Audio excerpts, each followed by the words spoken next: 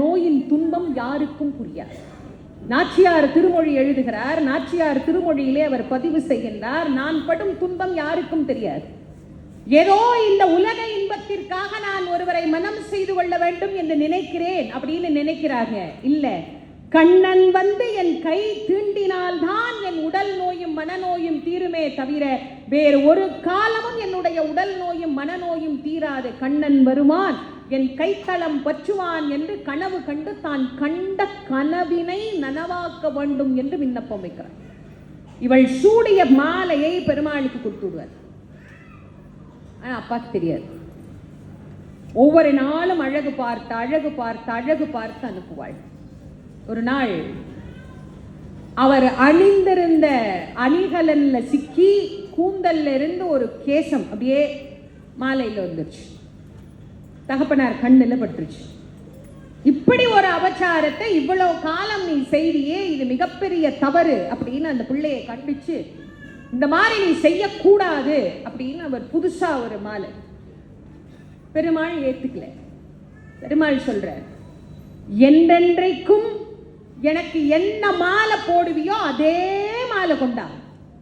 சுவாமி இதைத்தான் எடுத்துட்டு வரேன். இல்லை, ஒவ்வொரு நாளும் கோதை சூடிய மாலையை தான் நான் சூடிக்கொண்டிருந்தேன், அந்த மாலை தான் எனக்கு வேண்டும் என்று பெருமாள் கேட்க, அந்த மாலையை எடுக்கிறதுக்கு அங்கேருந்து விறுவிறுன்னு விஷ்ணு சித்தர் ஓடி வந்து அந்த சூடிய மாலையை எடுத்து கொண்டு போகின்றார். ஆண்டாள் கேட்கிறார், என்னப்பா ஆச்சு, ஏன் இவ்வளவு வேகமா வந்தீங்க, என்ன விஷயம், என்ன எடுத்துட்டு போறீங்கன்னார். அவர் இருமா நான் வந்து சொல்றேன் அப்படின்னு அங்கிருந்து வேகமா எடுத்து கொண்டு போய் அங்க இருக்கிற அர்ச்சகர் பட்டாச்சாரியார் கிட்ட அந்த மாலையை கொடுத்து, இது மாலையா பெருமாள் கேட்டார், இதை சூடி பாருங்கன்னார். அதை சூட்டினார். பெருமாள் அந்த மாலையை ஏற்றுக்கொண்டு, இதுதான் எனக்கு பிடித்தமான மாலை அப்படின்னு அவர் காட்டினார். வீட்டுக்கு நேரா வந்த விஷ்ணு சித்தர் கோதையை பார்த்து கூப்பிட்டார், அம்மா ஆண்டாள் அப்படின்னு கூப்பிட்டார். அவள் யாரையோ கூப்பிடுறாரு போல இருக்குது அப்பா அப்படின்னு அவள் திரும்பி திரும்பி பார்க்கிறா. யாரப்பா கூப்பிடுற? உன்னைத்தாம்மா கூப்பிட்டேன். என்னன்னு கூப்பிட்டேன்? ஆண்டாள்னு நான் உன்னை கூப்பிட்டேம்மாண்ண. என் பேர் அது இல்லையேப்பாண்ணா, நான் வச்ச பெயர் கோதை, ஆனால் கண்ணன் உனக்கு கொடுத்த பெயர் ஆண்டாள் அப்படிங்கிற பெயரை அவள் உனக்கு கொடுத்தார்.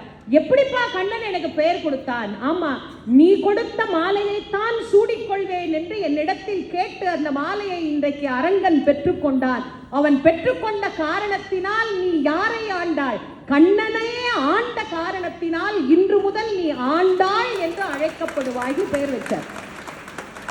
அவர்தான் முத கூப்பிட்டார், கண்ணனின் ஆண்டாள் நீதான். நீ கண்ட கனவு நிஜம்.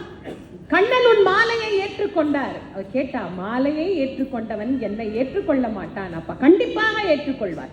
நீ கவலைப்படாதே, நிச்சயமாக கண்ணன் வந்து உன்னை மனம் முடிப்பார். இரவோடு இரவா ரங்கமன்னார் எல்லார் கனவுலையும் போய் ஸ்ரீரங்கத்தில் சொல்றார். இங்கேயும் ஒரு விஷயம் உண்டு.